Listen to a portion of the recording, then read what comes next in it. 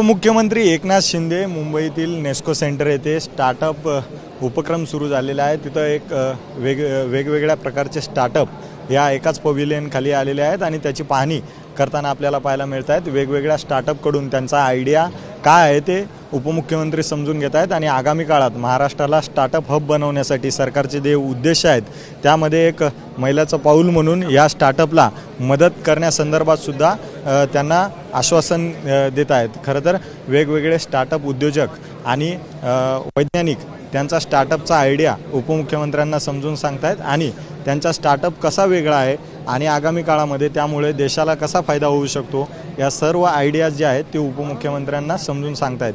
खरं तर सरकारने स्टार्टअपमध्ये महाराष्ट्राला एक नंबर ठेवण्याचं ध्येय उद्देश ठेवलेलं आहे। देशांमध्ये पाहू शकता वेगवेगळे स्टार्टअप आयडियाज हे उपमुख्यमंत्र्यांना सांगितण्यात येतात।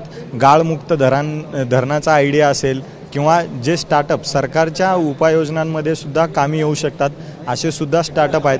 अंडर वॉटरमध्ये काम करणाऱ्या ड्रोन्स असतील ते सुद्धा उपमुख्यमंत्री त्याची सुद्धा पाहणी करतायत।